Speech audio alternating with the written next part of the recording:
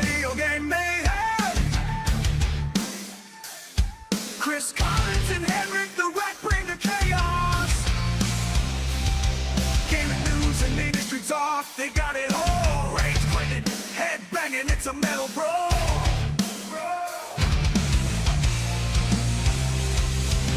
Mental meltdown, gaming in flames. Chris and HenricK bringing the thunderous rage. Video games and viral content. Better games, ripping through pixels, the ultimate game to get around.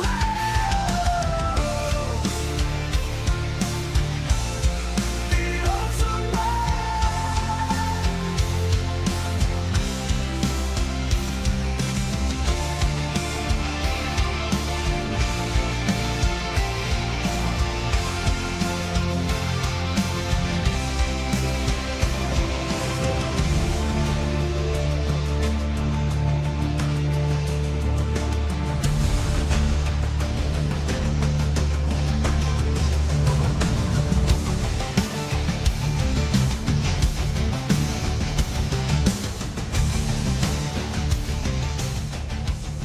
Rave over, I'm feeling the rage. Chris Collins and HenricK on the stage, talking gaming news. Industry that can't escape, reviewing video games. No need to debate. They bring the heat, spitting truth non-stop with fiery words. They're ready to drop, making waves in the world of video games. Collins and HenricK, they don't play no games. From console wars to DLC scams, they expose it all, making sure no one jails. The audience fired up, ready to explode. When rage quits on, you know it's a code.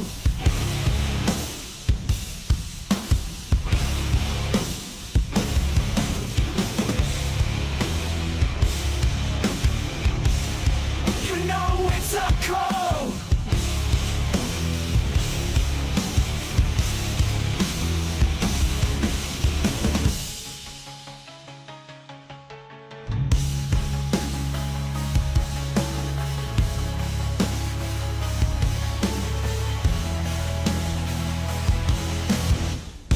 When rage quits on, you know it's a code.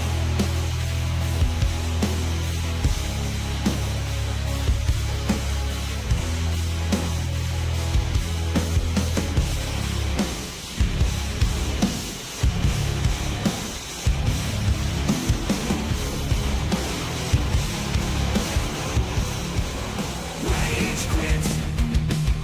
Rage quits. I'm losing my mind. Chris and HenricK, they're talking gaming all the time. Rage quits. Rage quits.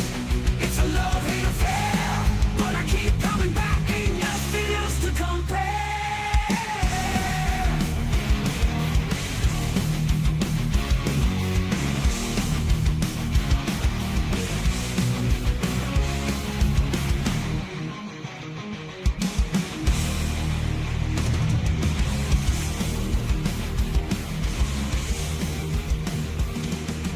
Rage quit.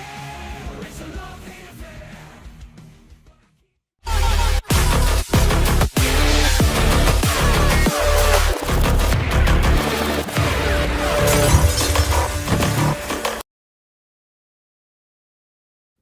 What's raging, gamers? Welcome to Rage Quit Video Game Talk Show. How you doing, HenricK the Wreck? You know me, Chris. It's Wednesday. I can't wait for shows of this caliber. Man, because we got a whole lot to discuss before Oh, we yeah. even start. We always like to start off the show with the bang and show you guys a lot of viral content that is circulating all across the World Wide Web. So hold on to your controllers because we got a lot to unpack. So popular streamer Shroud dropped a hot take recently claiming being a pro in esports is way harder than making it to the NBA. He argues that traditional sports, you've got to be born with the kind of physical gifts that make people think that you're secretly part cheetah, while esports, well, it's more about grinding like you're working a 9-to-5 job, except your boss, quote unquote, is constantly changing meta. No genetic advantage here, just pure adaptability, like trying to keep up with the game that makes updates more than Your phone does. I think we can all relate to that. So if you haven't seen the viral clip of this, very, very hot take, let's go ahead and take a look. Is it harder to be a pro in esports or a pro basketball player? Well, that's not fair. Why? Because to be a pro basketball player, you got to be genetically built. Yeah, let's just say you are. Oh, then definitely pro in the game. Harder, right? I think so. Half of the game, half of a sport is just being built, for the sport. Right. So you have the half of it's just half of it's spawn based. Yeah, it's literally exactly. It's spawn based. You spawn in, and if you have the right builds, you can natty be good at it. But in a video game, you have to earn it every single time. And not only that, like in a video game, the meta's constantly changing. In a sport, it's just the same for fucking hundreds of years. Like, how boring. It's like the same thing. It's like kind of like Counter-Strike in a sense. It's like put the ball in the hoop. Hear me out. He's got a point, and Shaq has also said this at one point, but the way he words this makes it seem like he's saying that if you're an athlete, you don't put in the time to practice, which they do. Come on, man. They do. Yeah, it was crazy. I saw a screenshot the other day of Neymar, the famous soccer player, and he put like thousands of hours into CSGO too. He might not necessarily be an esports athlete, but I'm pretty sure that he can compete with the best of the best. Yeah, that is a very, very hot take. I don't know if everybody's going to vibe with that. Clearly, this comment with over 1,000 likes says, Shroud has never had a good take. What the F is this? So clearly not vibing with it. Then we get comments where Kenny says he is right because technically there are way more gamers than hoopers, so the chances of making it professional is harder. A lot of y'all didn't graduate high school, and it shows. Ooh, okay, dang, a little stab there. All right, then. Well, maybe Kenny didn't make varsity. And then his kid doesn't leave his house. His brain is fried. Yeah, it seems like he's trying to solo attack maybe one person, maybe Bronny James, or if it was the entire league. Yeah, I don't know if I can necessarily vibe with it, but you kind of seeing where he's going with this? And like I said, maybe a little bit of what he's saying is, truthful, but at the end of the day, the way he delivered that is what makes it not accurate, because it really makes it seem like it's just, I have the genetics to be an athlete, so I'm an athlete now. Well, clearly I have, man. Well, I clearly have the genetics to be an esports athlete because clearly my body's looking ready for the keyboard warriors out there. Hey, but you know what? This was also going viral over the weekend. Aiden Ross and FaZe Banks are eyeing GTA 6 RP like it's their next big money-making scheme, promising to create the biggest server when the game drops, when we still don't have a release date. But their grand vision, a fully crypto-powered economy where players can actually make real money. Because who needs a job when you can rob virtual banks, right? So, of course, there's always going to be a tiny little hiccup, and that is Rockstar, who hates the idea of using cryptocurrencies in RP servers. But hey, that hasn't stopped them from sharing their totally legal plan with the world. So let's go ahead and roll that clip for anybody out there that hasn't seen this very, very ambitious goal in mind. And part of creating a server is creating your own ecosystem that's tied to a newly made coin. Maybe in that event you do. Well, but right now, the way it is... I'm going to tell this chat really quick how it is.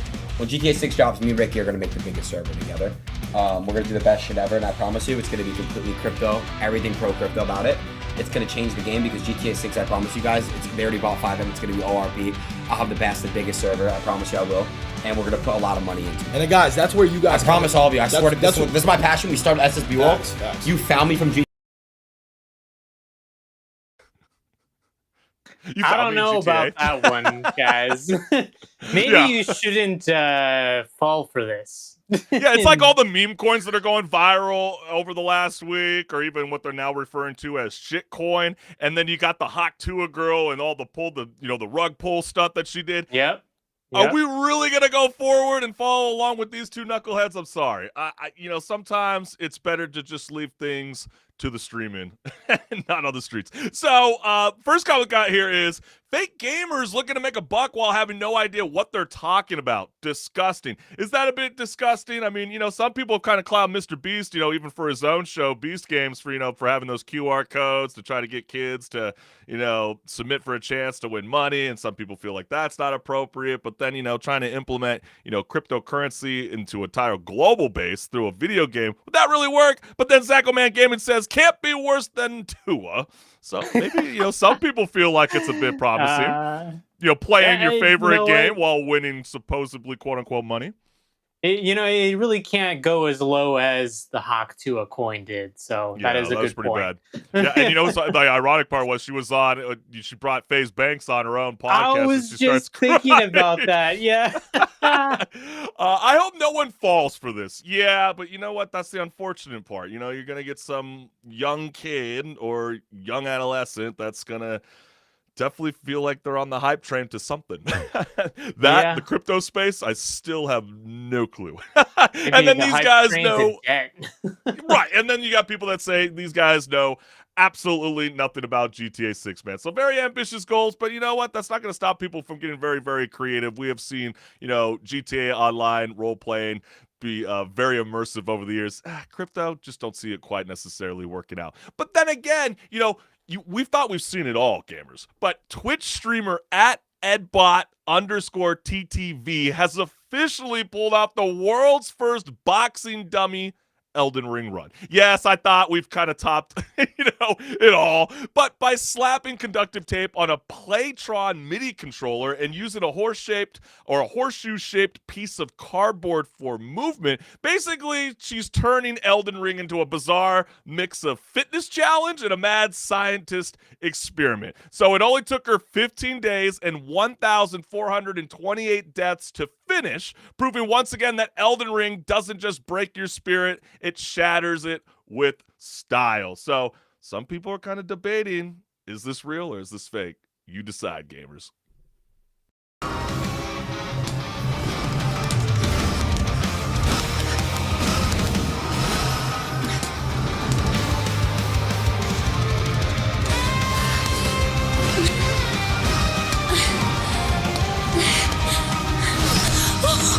Oh my god!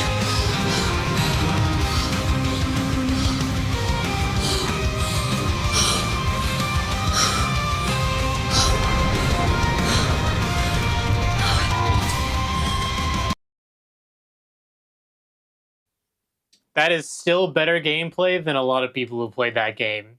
No, I feel like it's for real. I mean, if you see the chat box that's just flying in the top right side as she's streaming live in the moment, you can clearly see she's got a devoted fan base that's been hoping that she can make this happen. I mean, kudos to her. I mean, that is incredible. I mean, people are getting so creative nowadays. Now, could you imagine when people are trying to co-op stream with the new Elden Ring Night Rain? That's $40. And by the way, 2 weeks ago, people were clowning me for my pause and repeat tag for metaphor, Chris. because I said a certain studio doesn't always have to have their new games always be at a $70 flagship. And then what do you know? You get a studio like this that comes in and says, hey, we're going to deliver this beautiful game to you guys late May for $40. That's a win for a lot of us gamers. I love it. But let's jump right on to the comments, because considering the weird way people beat this game, just makes me think that Souls-likes are actually the easiest games out there. Basically a rhythm game, except you're not given the notes. Once you get the notes, it's easy. What do you think about That's that, a good Henrik? point. Yeah, I mean, I could kind of see what you're saying there, Wash Gamer. I mean, classic quote of one of my coworkers is that Sekiro, which is a Souls-like, a lot of people think it's one of the harder ones, but he says, well, it's actually just a rhythm game. You just got to learn how to block and what the timing is. See, how insulting would that be if you're a musician and then there's someone's like, do you play Elden Ring? No, I haven't. And they're like, oh, sorry, next, you're out of the band. You don't know how to keep in rhythm. But I ain't That's an buying idea. it. So I'm the real Dirty Dan is not vibing with this gameplay. But then you also get people that say the fact that people don't believe this is the real shows how many never played in the OG days of Dark Souls. This is impressive work, and I got to give kudos to that person. That is so freaking awesome. But we want to thank you, the gamers out there, for always tuning in live every Wednesday night at 6 p.m. Pacific Standard Time, because without your support, this show would not be possible. And if you guys have not liked, share, subscribe, and hit the notification bell on my YouTube channel, what are you waiting for? We stream live weekly. That is on Meta. That is on YouTube. That is on Twitch. So go ahead, check us out, fam. Yeah, and see that QR code there? Go ahead and give that one a scan as well. It goes straight to my YouTube channel, where there's tons of awesome content just waiting to be watched of all different genres. So go check it out and drop a comment. That's right, and this is only the beginning of a jam-packed show. So HenricK the Wreck, are you ready to rock and roll? Oh yeah, it's time to talk about a game. So Hey, let's get to it. Let's get it, baby.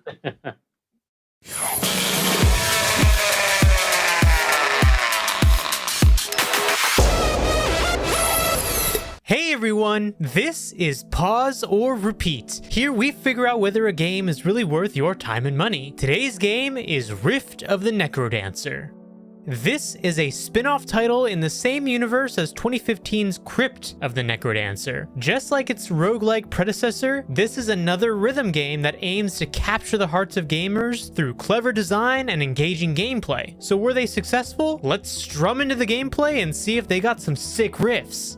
The gameplay of Rift of the Necrodancer is mostly a Guitar Hero lookalike at the forefront, but there are other modes as well. In Rhythm Rift mode, enemies will go down the screen and you will have to time your inputs properly to attack them on the beat. Each enemy behaves differently based on their type, which ranges from slimes to skeletons to bats, but also their color and shadow. Some enemies will require more than one hit, and some will even move around in an attempt to trip you up. Outside of this mode, there are also mini games and boss fights, both of which will still require you to input correct actions on the beat. The game also lets you create custom stages, and you can share them through Steam Workshop, which is really what will allow this game to have lots of replay value. Now, how about the story?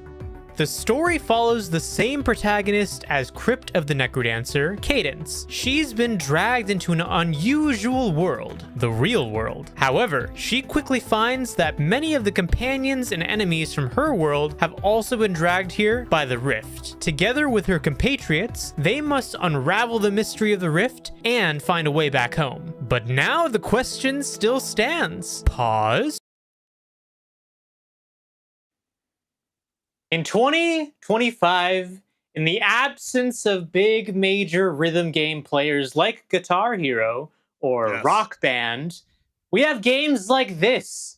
But here's the question, is it worth your money? What do you think about this game, Chris? Yeah, the Necrodancer is back, and this time it's bringing on a full-on rhythm-fueled monster mosh pit in the Rift of the Necrodancer. Cadence has somehow been dragged into yet another musical nightmare where the only way out is to throw hands on beat, of course, except the pulse-pounding rhythm riffs, ridiculously over-the-top boss fights and minigames, so quirky they might as well have a side quest and some kind of psychedelic fever dream, all set to killer soundtracks with over 30-plus tracks ready to keep you grooving and probably sweating to the beat. What do you say, HenricK?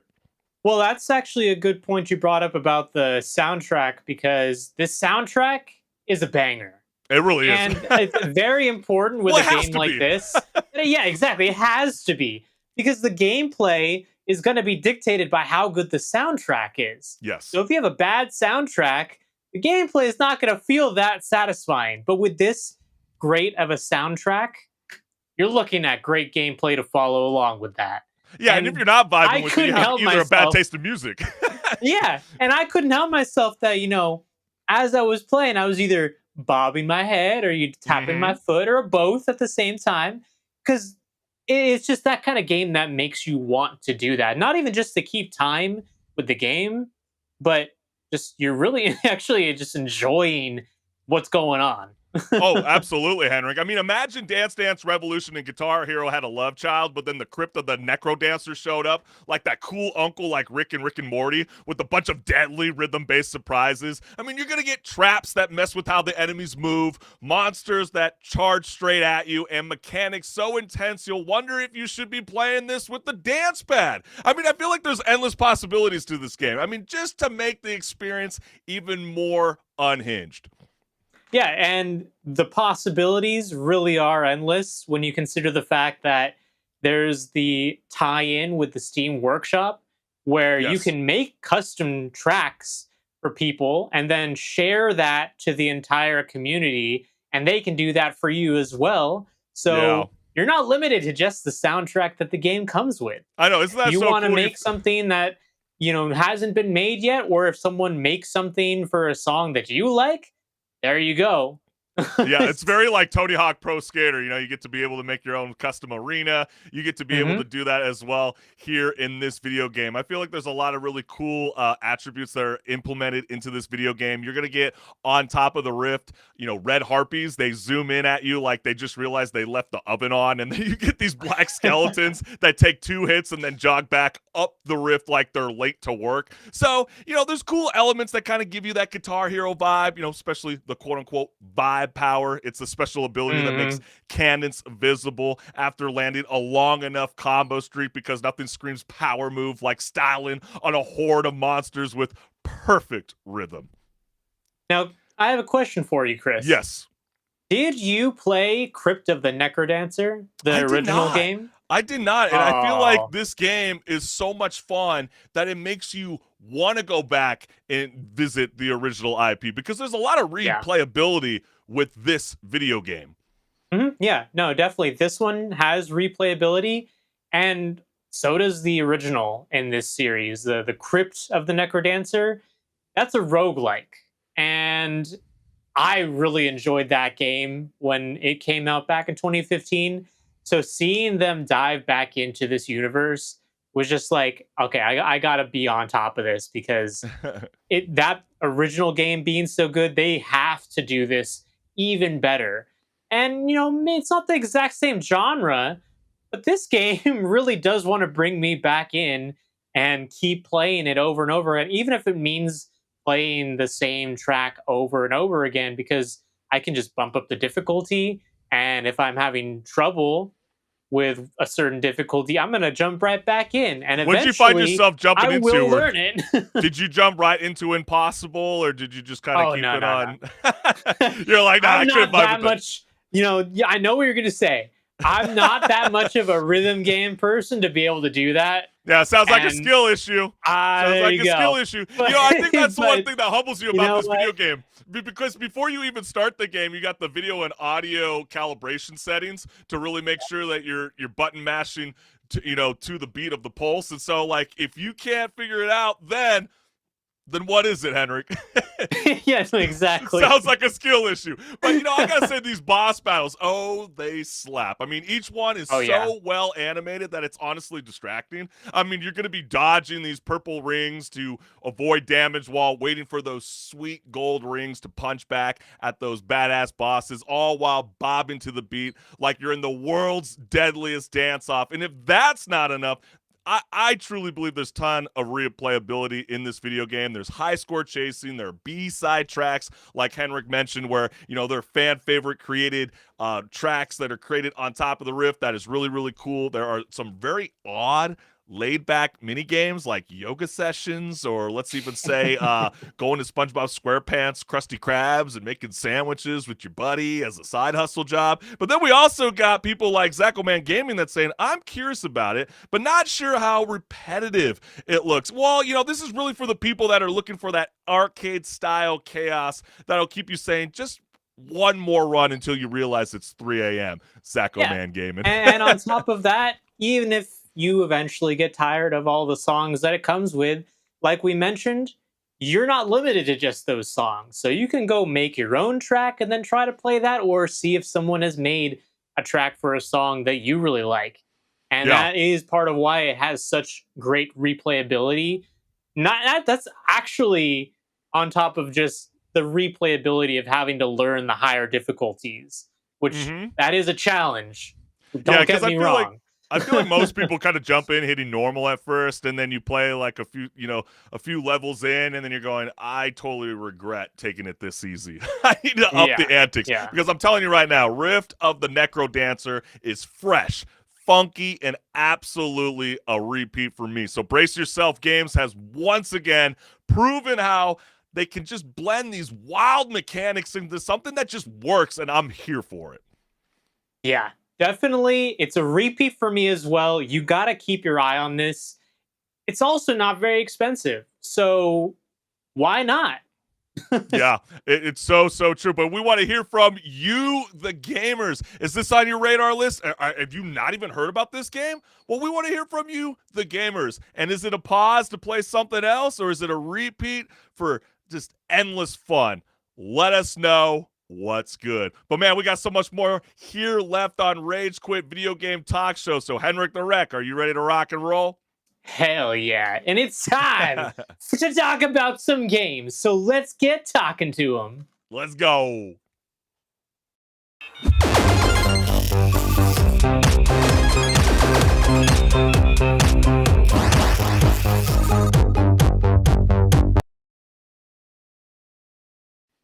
What's good, listeners? Welcome to Patch Notes, where my co-host HenricK the Wreck and I discuss gaming news, industry talk, and so much more. Let's get it. Hey, Chris, did you play any good games this weekend?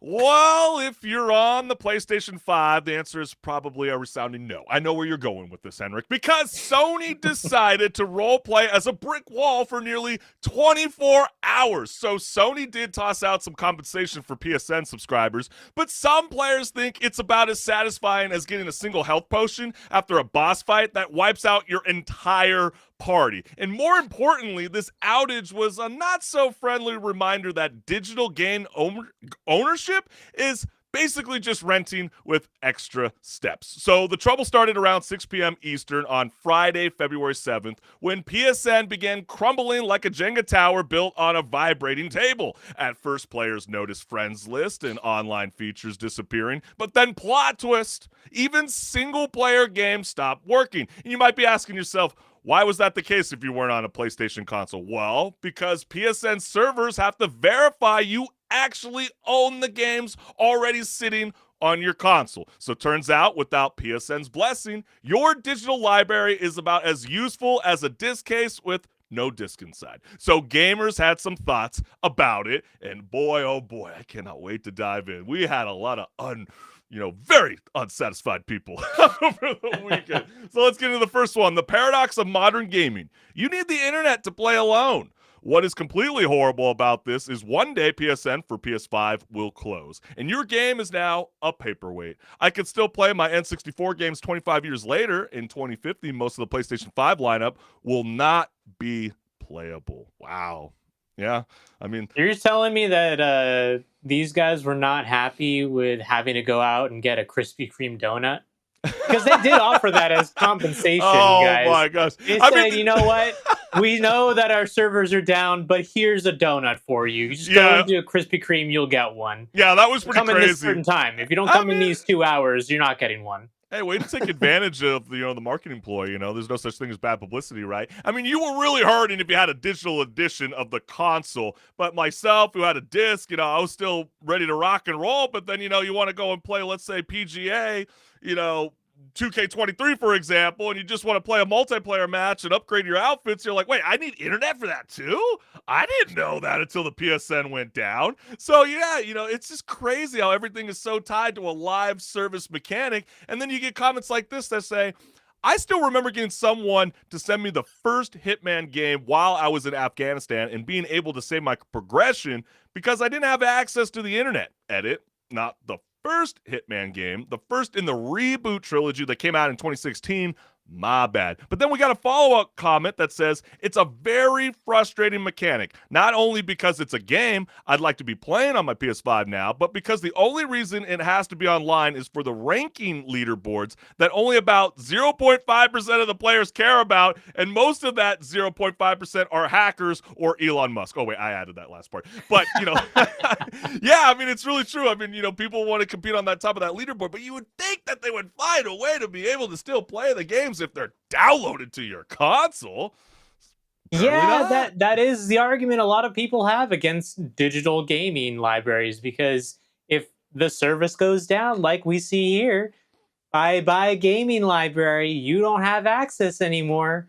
But it's like it's no different than like the Amazons and the Netflixes of the world. It reminds me of the Jake Paul and the Mike Tyson fight. Everybody's getting all pissed off that they had to keep buffering, Netflix. Yeah. So these kind of things are gonna happen. But we get people like this that say the vets among us remember 2011. Yeah, that was not With a the great Lizard time. Squad.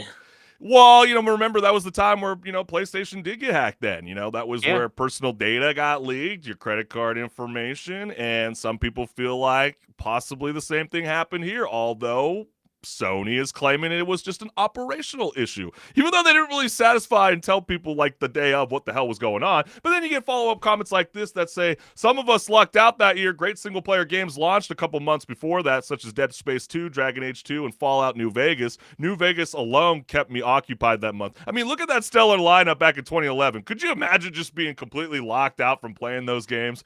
Yeah, that would be maddening. But then we get comments as well that say, not that it's surprising, but it's absolutely obscene that gaming is in a state where we can't even play our offline games when PSN is down because it can't quote unquote verify our license, as if I somehow deleted the game I previously had a license for the last time you checked and replaced it with a pirated copy. F off, Sony. Yeah, that's kind of crazy. But then it does feel like, certain game studios can implement an offline mode. We did discover this with Suicide Squad Kill the Justice League. True. So, why aren't they doing that, moving forward? I guess that's where I'm a little puzzled and don't really have an answer for it. Well, they Just want kinda- to tie you into the online service so that you're tempted to spend money on the microtransactions if they have them. Yeah. And also just so they can keep track of what you're doing. Yeah, fair enough. But then you get games like Elden Ring Night Rain, and they're claiming that there's going to be 0 microtransactions, a DLC that will come in the future. You got to always be online, but they're going to be offering, a solo mode as well, and hopefully they don't have to fall into this, predicament that we all had. Well, us PlayStation fans had to suffer through over the weekend, but can't even play free online games? No shit. And the last comment here is another viewpoint on how ridiculous this is. I can't even use my portal to play an offline game. That's ridiculous. Why does it need to be authenticated my PSN login to work? It's just using my local network and the PS5 to stream the game. I didn't realize it was dependent on the internet. Eventually, this thing will be completely useless when they no longer support it. What a waste. Yeah, that's kind of one of those things that you're kind of surprised didn't really jump in front of the headlines. But HenricK, will this outage make video game studios think twice about going all in on live service games, or will Sony double down on securing a global cloud gaming infrastructure to prevent this kind of digital disaster in the future? It's actually funny you bring up cloud gaming, because when this article, or this whole fiasco, we'll say, not even one article, happened, my first thought is, this is exactly why we need to upgrade our infrastructure nationwide and even worldwide before we even think of making cloud gaming the standard and end-all be-all, and no longer can you play on a hardware that you buy from the manufacturer, whether it be Sony or Xbox or whoever, because things like this are going to happen otherwise. And if our infrastructure is not set up to have redundancy, where if it goes down somewhere, some other servers will take up the load from what's down, then you're going to have upset customers who don't want to have a donut. They just want to play. They don't want to go outside and play outside and touch some grass. No, Well, I want to play Fortnite, man. Come on. Well, think about this newer generation. You know, they are not in tune with just carrying paper money. They are not in tune to actually go to the store to go and shop for clothing. They have online stores like Amazon where you can sit at the comfort of your home and be able to bring the delivered goods within a single or 2-day delivery. So, like, I understand that this is the future that we're going in. I feel like this is just one little hiccup in the, in Sony's push, for cloud gaming. But I do got to say, this definitely reminds me a lot of the review bombing campaigns that were often, motivated by these half-baked culture wars, these quote-unquote controversies about trans characters, queer developers, or supposed mafias of liberal writing consultants bending to, the multi-million-dollar companies to their will. Well, does anyone remember that, like, last May, we saw this when it came with Helldivers 2, where people were just so freaking pissed off that there was a PlayStation Network sign-in requirement? I mean, could you imagine if they still pushed forward with this? I mean, it would have just been us PS5. Bye Helldivers 2. You can't play that now. You can't play it as well because Sony would have to make sure that you're even licensed to be able to play their game. And so as compensation for the downtime, Sony is offering 5 days of PS Plus to current subscribers, a deal that has gotten largely negative response from players because some are saying that the 5 days isn't enough. But the larger issue is that only applies to the current PS Plus subscribers. So if you weren't subscribed in the first place, there are no benefits for you. You just had to suffer like the rest of us. And so to make matters worse, Sony spent the entire day's outage not communicating with players about what the hell was going on. And even after the fact, it isn't saying what caused the problem. I think that is what is truly befuddling in a sense, HenricK, because, PSN's claiming that they kind of suffered from an operational issue. Are you buying that, considering how they had the infamous weeks-long PSN outage in 2011? It is maybe gonna come out pretty soon if that is the case. They can't hide that forever because by law they would have to let everyone know, hey, your data was compromised. So if they, give them the benefit of the doubt that for now it was just an operational issue, but I might change in a couple days if there is some sort of other malicious intent that was behind the outage. But we'll have to see on that. Yeah, they're definitely going to have to figure it out because, this newer generation is so in tune with booting up your console and buying games directly from the PSN store or any other digital storefront. So it's quicker, it's easier than heading to the store to buy games or even having them shipped to you. And they even often run promotions that make digital games cheaper to purchase than their physical counterparts. So again, this digital approach also means you don't have to worry about losing or damaging your game. But then again, if the server goes out, shit out of luck, right? So, what do you say about this? I mean, do you feel as though the gamers out there, do you feel like, Sony's going to be pushing forward to try and enhance, their cloud gaming on a global front? Or will they just have to kind of take things a little step back and, just kind of, take it for what you will? What do you say, gamers? Let us know what's good. And moving on to talking about Riot Games. Well, Riot Games just dropped a video explaining why they yeeted Hextech chests out of League of Legends, and their reasoning? Yeah, this wasn't going to work long term. After sparking outrage by pulling the plug on those beloved loot boxes, Riot decided to break the silence and let players know why their freebie treasure hunt is no more. So what's next for League of Legends? A bold new future or just more ways to make you spend RP? Let's take a look. Yeah, let's go ahead and see what these two developers from Riot Games had to say about the future of League of Legends. As a free-to-play game, skins are the primary way League pays its bills.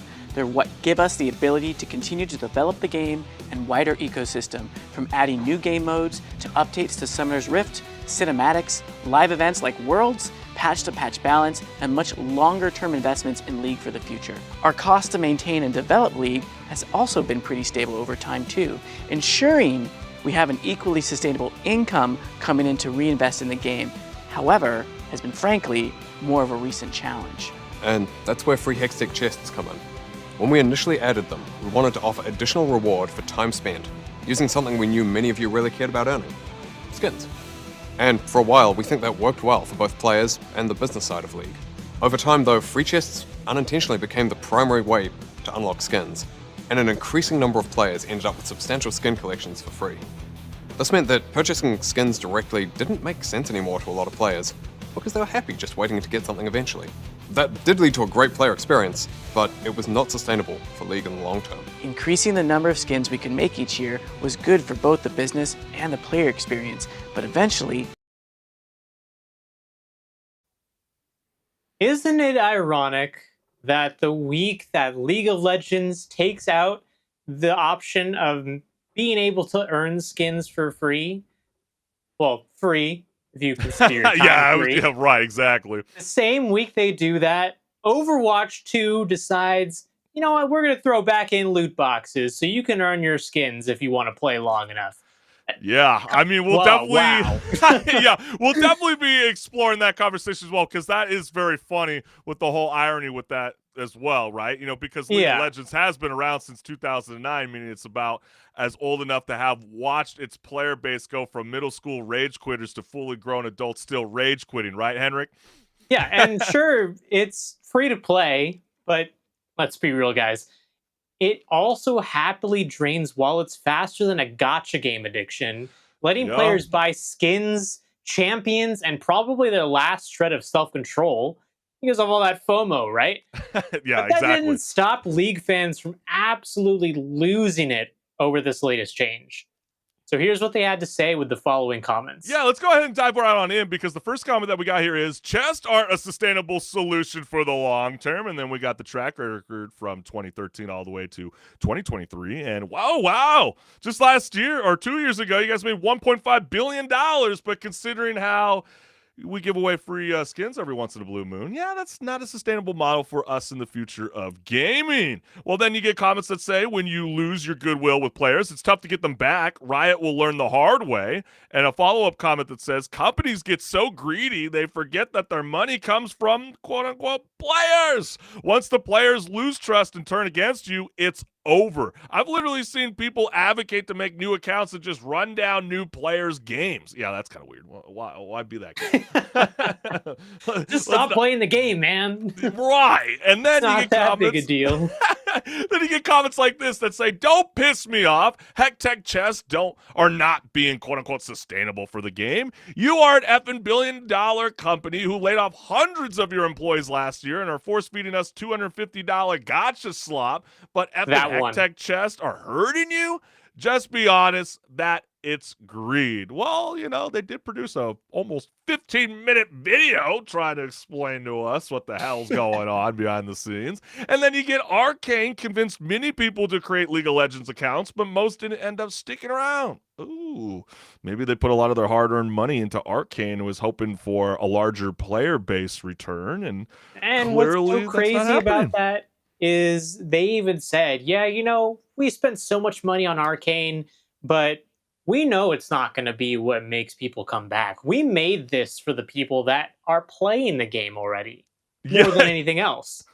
Crazy. And then Marvel of Legends is coming soon, y'all. And man, whoever makes a move to compete with League of Legends is going to grab a whole bunch of refugees right now. And that's what you were suggesting with Overwatch 2. You know, they had to, you know, really strap in and figure out what the hell is going on, since considering that, you know, Marvel Rivals stepped into their place and said, you know, kick rocks. We don't plan on seeing you anytime soon. And so now they're trying to create this whole CSGO and third-person mode so you can actually see the skins that you paid for, because I guess that's what gamers wanted after all. And then you get comments like this. This is to end this or wrap things up. I've been a die-hard League player for the past 13 years, but over the course of the past 6 months, I haven't wanted to touch it with the 10-foot pole. Taking away aspects of the player's experience, such as rewards for playing, just feels bad. Given current direction, I don't think I will be returning to the game. I just don't see any reason to anymore. It hasn't been fun to play. I don't get any rewards for playing the game. The quality of the skins I bought for my favorite characters have drastically gone down. Cough, cough, Mythmaker Yin. And then compared to other games, League has lost a lot of what made it stand out to me. Yeah, that's definitely a very, very valid point indeed. So, HenricK, with Hextech chest gone, players who relied on them for free skins are now looking at their sad, empty loot tabs like a broke college student checking their bank account. But Riot insists that this doesn't mean things are going completely back to the pre-chest days. So, what's the plan here? I mean, will this new approach actually be sustainable, or are we about to witness a League of Legends exodus on par with Overwatch players bailing for Marvel Rivals? I don't see there being a mass exodus just yet. I mean, Okay. League is one of those games that it's been around for so long that if you have played it for several years, you're probably going to stick around even after this. Maybe you'll take a little bit of a break, but you'll probably come back. It's one of those games that doesn't have a replacement. That's the whole problem. But don't you think you can make the argument, though, that League of Legends became a popular Dota clone, quickly becoming one of the best MOBA games in the industry? So, like, if someone could come in and clone something else with a lot larger lineup, like Marvel, or let's say DC, let's say it doesn't have to be Marvel, maybe DC jumps on the opportunity, don't you think that people are going to eventually move in? Or is this, new Captain America really going to tank the whole IP, because your Rotten Tomatoes saying it's not doing well, with the leaders. But then again, when the fan votes come in, it's always swayed completely differently. Yeah, it's one of those things they'd have to come in and deliver on a game that can be up to par with League of Legends, which is very hard when you consider how many different characters or champs there are in League of Legends. To have to come out with a game that would really rival League of Legends would mean having to come out with something with a very, very large roster of characters that you could play as. So it's not always going to be very sustainable for a company to do that, right? It's going to be hard to find a replacement. But at the same time, if they do things like this, it's just anti-consumer at the end of the day. And the community is clearly speaking about how they're not having a good thought process behind this, because they're going to be making money regardless of whether they have this in there or not. Yeah, that's a good point. I mean, we do have a listener on. Game with Tucker is saying League is the best game ever to be made. Ever. I mean, that's a very, very strong stance that we got here right now. I mean, I'm wondering if people like Tucker are still going to be involved with this IP moving forward, because the developers also commented that free chests have become the primary way for players to obtain League of Legends skins, and most players stop buying them, jeopardizing one of the only ways the game has to profit and leading to quote-unquote meaningful diminishing return. So the same understanding can be applied, to the influx of remastered single player games, I would argue. Some people are going after, the rising cost, to produce and create new single player games in current times. And so sometimes they might have to cut back on gameplay mechanics that they thought they worked. And so, as much as it's not favorited, like myself, I'm kind of sick and tired of seeing a lot of these remastered. I mean, yeah, I was celebrating Days Gone, I feel like 2 months ago. And then all of a sudden they're like, hey, come in April, join us on the PS5 and PS5 Pro. We're going to do this thing all over again. It's like, really? Why are we doing this? And so, that's kind of been the insider report, is that, to hold on and retain these live service games, it takes in so much money to really make these powerhouse even flow. And that's even coming along even with your single player games, which we have expressed over the years and highlighted on the show that some of our favorite video games cost $200 to $300 million to create. So they have to find cute and creative ways to kind of keep their own studio afloat, even though it might not help to retain the player base in the end. Yeah, we'll really have to see, because it's going to be a matter of time if they keep making decisions like this, that people will just give up. But it's going to take a lot still, even beyond this, because like the comment is saying here from Tucker, a lot of people just play the game because they really enjoy the gameplay. Yeah, and I think at that's the end of fair the day, enough. that's really what draws people into a game, is the gameplay more than anything else. But then wait until a clone comes in, and it's DC with Batman and Robin, and that whole entourage of the Kill the Justice League, and you're going, I do like the gameplay. The skins never mattered until your favorite superheroes join along for the party. But what do you have to say? Has this stopped you from even wanting to continue to play League of Legends, or do you think this is a smart move from the studio and the publishers and developers to really retain the player base in the end? Let us know what's good. But let's go ahead and talk about this, because if you, like most humans on this planet, are a frequent mobile gamer, you know the soul-crushing misery of in-game ads all too well. And so the freemium model has made it the norm, as we were just discussing, which basically means you pay by watching ads that include fake countdown timers, X buttons that lead you on a wild goose chase, and faux interactivity designed to lure you into the store like a kid in a candy shop, except the candy is malware. So Valve is setting the bar high with the bold move. Anything remotely resembling this on their PC store is an instant ban. So, fingers crossed, that this ban will hit the right games, the ones that spam you with so many links you accidentally end up on a website you definitely didn't mean to visit. So if only Google's Play Store would follow suit, right? I feel like we can dream a little bit. Then us gamers, oh man, we can definitely be living the good life. But, this didn't stop gamers from commenting on Valve's stance on in-game ads in video games with the following. So the first comment is, continually proving why Steam is the most popular launcher. Valve is so pro-consumer is actually hard to believe at times. Yeah. And what's real funny about it is they are pro-consumer, but they make so much money. Crazy how that works, right? I know, exactly, right? And then we get, how much do you spend on marketing? This is Ubisoft and EA, and they go hundreds of millions. Oh, me too. And people still hate you? Yeah. Oh, me too. And then you get Valve over here that says, smell my finger. Let's have it go! Literally everyone. And then they aren't beholden to investors, so only care about the long-term health and viability of the PC gaming ecosystem. Yeah, I think that's a bit fair, but then, as I have kind of commented during Season 8, I wouldn't be surprised if Valve finds a new partner to expand their cloud gaming. So will people hold this same energy for Valve in the future? We will have to wait and see. But then, we get comments that say, wish more companies followed Valve's philosophy. They're one of the most profitable companies per employee, too, which is another slap in the face to these huge corporations. They're clearly quality over quantity.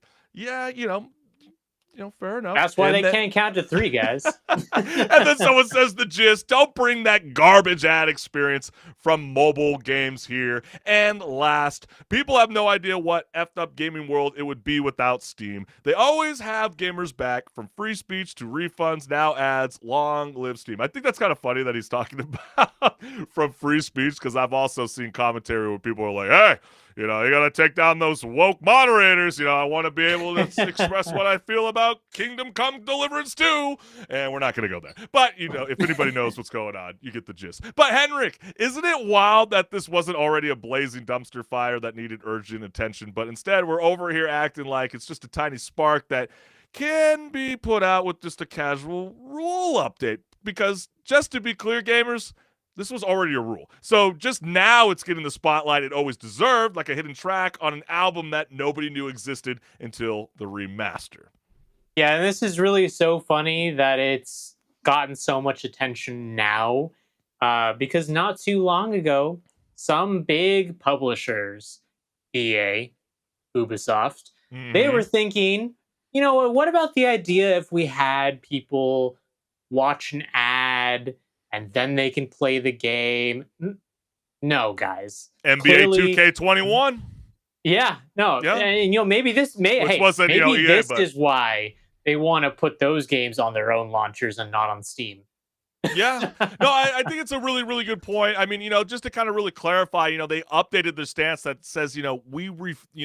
we got to make sure that you guys are not selling any game that relies on in-game advertising for its business model. That means no games can require players to watch ads to be able to play, nor hide any elements of a game behind a commercial. We all love that. I hate that kind of shit, or especially when it's like, hey, the use of, viewing ads to gain an in-game advantage, reward, or time. Yeah. They're like, none of that shit flies here on Steam. So the company suggests switching to an upfront payment or keeping the game free by keeping upgrades as paid DLC. I think that is very, very clear, and I wish a lot more, businesses or even streaming services would follow that practice, but, clearly money talks. But Valve makes clear companies can still advertise in games, like those awkward billboards or real world brand cosmetics are still fine to include, although Steam does stipulate that these things must not be disruptive or just be appropriate within the context of the game. So I wonder what that means for Death Stranding 2. Will we see more Monster Energy cans? I mean, there's probably like a differentiation there of, I know. What is an ad and what's product placement, but it's so crazy that ads make these companies so much money, so they want to just funnel them in front of people, even if they're paying customers. I mean, just recently, the streaming services raised their prices and also made it so that there's a bunch of tiers that you pay, and you're paying, but you're still watching ads. Yeah. I know it's like, scummy. It's such wild.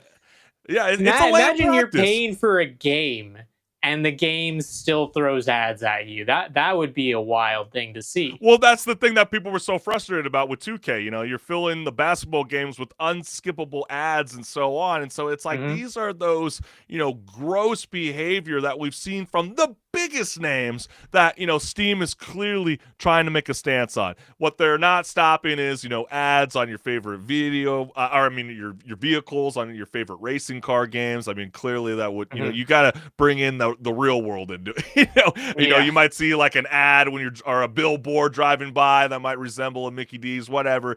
That's not going away. But I wonder if they will ever start to crack down on what we've explored in the past where, Barack Obama used the Crew to, put political ads in the video game. And I wonder, from my understanding from reading, Valve's new stance, they're not quite stopping that push, but they just basically saying, listen, look, like we do not want that mobile like games to come into our PC gaming world, and we don't want people to feel like they have to click X to continue to play the game or to reach a reward to be able to get that advantage in your own game. Kick rocks and go somewhere else. And so if you guys are vibing with Valve stance, let us know what's good, or if you feel like Steam isn't doing enough, we want to hear from you, the gamers. And here we are again, diving into another Reddit thread where a gamer asks the question, what's one thing you've always done in video games since you were a kid? And I think the key word is that thing. Oh, sorry, I don't mean to cut you off, but I think, for the gamers that are playing along with us, key words are since you were a kid, not what you just started now, since you were a kid. Yes. And spoiler alert, the answers are basically a mix of nostalgia, bad habits, and things that might just get you kicked out of multiplayer lobbies. So let's see what the gaming community had to say. Yeah, let's jump right on into it. So the first comment that we got here is shooting your friend to see if the game has friendly fire, and then executing said friend with friendly fire at the worst possible moment. I am a great teammate. Yeah, I think we've all done that. Hey, even is there friendly fire? Yeah, you just killed me. Well, even if it's not your friend that's playing with you, it could be the NPC that's on your team. I'm thinking about Halo, Combat Evolved. I mean, we've all done it. We've all done it where we want the team to turn on us. You kill too many of the NPCs, and then you just get they all turn on you, and you just die because they kill you.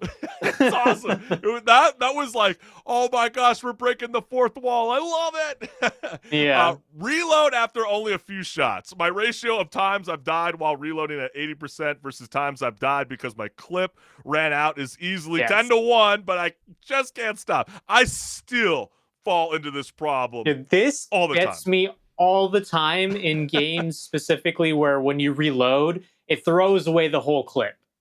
Because what ends up happening there is I put a new one in, not thinking, oh yeah, I just wasted 20 rounds. And then I look at my ammo, I'm like, oh man, I have all this ammo that I just wasted. I could have just not reloaded. Well, you got, that LMG, and you got like 100 bullets in, in in the reload box, and then all of a sudden you're reloading after 20 clips, and then you got to wait like 15 seconds for you to just put another one in. Yeah, That maybe too, not the yeah. smartest gameplay that we still do since we were a kid. And then always check behind the waterfalls. I don't need every Yeah. waterfall to have a secret cave, but if you're going to include waterfalls I can get up in, then it should be the law that at least one of them holds a secret cave. And I think that's one of the beauties in the new Indiana Jones and the Great Circle. Anybody that's played the opening to that video game will know, yes, you can go behind that waterfall and you will see something there. I love that. I felt like that was for the old school gamers. And then you get comments that say, if a game tells me to travel in one direction, I will immediately turn around and go the other way if possible. Shh. Don't tell Spielberg. He might make it a huge plot point in a movie. Yeah, it's the whole thing of like, you play a game, a side scroller like Sonic the Hedgehog. Oh, okay, you're supposed to go right. Let's go left real quick, see if there's anything back there. Sometimes there was. But those are what make those so beautiful. We've covered this video game in Pause or Repeat, The Plucky Squire. I thought they really did a good job, capturing that nostalgia of like wanting to go back to discover something new, to only be able to progress the storyline moving forward, because you have to find the words to be able to build the sentence to excel into the next phase of the storyline. So yeah, I find that to be very, very true. And then, can I swim in the water or will it kill me? And yep, I'd argue this is one of the most important ones to check, because it gives you the information on whether or not you should check the water for secrets throughout the game. That's a very fair point. If you're not doing that very early in the game, and then you're playing like almost halfway through the game, you're like, holy crap, dude, how much water was there in the Yeah, in I the just first did location? this in Ninja Gaiden 2 Black when I played through that for the Pause to Repeat. I was like, oh, there's water. I can run on it. Oh, I can swim. Oh, let's go check. And lo and behold, there was a secret back there. Yep. And then anytime it says something like press A to start, I immediately press any button except A, just to be oppositional, and to see if other buttons work. Same. When I see the press any button, I immediately use buttons I think won't work. So I think a lot of very creative, very fun, answers to this thread. So HenricK, what's one thing you still do in video games that you've been doing since you were a wee lad? Like randomly pressing buttons to see what happens, or spending way too much time searching for that secret area that doesn't exist? Well, call me a murderer, if you will. What a wild way to go start that far. Right? But okay, pause. Okay, go. Now you may continue. but like if it's an RPG, like Skyrim, or even like we'll say The Legend of Zelda, if I can kill some of the NPCs, I will try to do that first. So Just to see since if you I were a can do kid, you're playing games like Skyrim, you're playing Fallout, whatever, Oblivion. You're telling me that you've never, I envision you as always wanting to take the charge as being the good guy. You're telling me you've always taken the role as the bad man? No. Okay. When I played Skyrim the first time, I walked into Whiterun, and then who goes up to my face? None other than the Nazim. The guy's like, oh, have you ever been to the Cloud District? Oh, of course not. You're going to talk like that to me in a game where I can kill you? Okay, you're dead. And then you find out real quickly some NPCs just don't die and then just magically get resurrected 3 billion times. You can throw them off a cliff, cliff out of my and they village. still survive somehow. Yeah. Exactly. Yeah, you know what I felt like I've been doing since I was a kid? Saving every 2 seconds like I'm about to lose my progress at any moment. Does anybody do that? I understand that. Or just hoard every resource I find, and then even though I'm moving at the speed of a snail, I just praying to the Lord of the video game gods that, there is the next saving point very, very close to me. Or what about just jumping right into the settings and just cranking up that camera sensitivity? You know, that's yeah. something Yeah. I've always done. Later on, that was the subtitles, as you can clearly see. I'm a four-eyed man here, but it was the camera sensitivity. You know, because who needs precision when you can spin around like you're in an action movie? And then don't even get me started when a game tells me to stay on the path, just like how that comment was suggesting. It's just like that even with race car games. Like when I'm in the driver's seat and I'm taking a hard turn off the course to see what kind of chaos I can cause, and if there's a shortcut to nowhere, I'm taking full advantage of it. Hey, I want to see there's what I'm some missing. great shortcuts you miss out if you don't do stuff like that. And I gotta say that all started because of the game Roadhogs. If anybody remembers playing that game back on the PlayStation 1 era, you're on those motorcycles. It was one of those very first games where you could deviate off the track and it wouldn't be like, a Mario Kart where, that picks you up and then places you back on the track. Yeah. You know what I mean? It was like, I could just keep going. This is so freaking cool. And then we all got introduced to GTA, and it was like, okay, I don't need to do that anymore. Yeah. But then again, we want to know from you, the gamers, what is something that you've done since you were a kid playing video games that has never changed the way you approach a new game? Let us know what's good. But we can't thank you, the gamers, for always tuning in live every Wednesday night at 6 p.m. Pacific Standard Time. Without your support, the show would not be possible, and we're always active on YouTube, Meta, and Twitch. So make sure you guys are following us there. This QR code will send you directly to my YouTube channel. So like, share, subscribe, hit the notification bell so you never miss a live show. Yeah, and that QR code, that one goes to my YouTube channel. So give that a scan and go watch some awesome content that's waiting for you, because there's all sorts of genres. Just go take a look and drop a comment. Yeah, we can't thank you, the gamers, enough. We always love a lively conversation, always in the mix. And so when you guys are joining along in the conversation, that is so freaking groovy. We love you, gamers. But for now, enjoy the rest of the week, and we will see you soon, fam.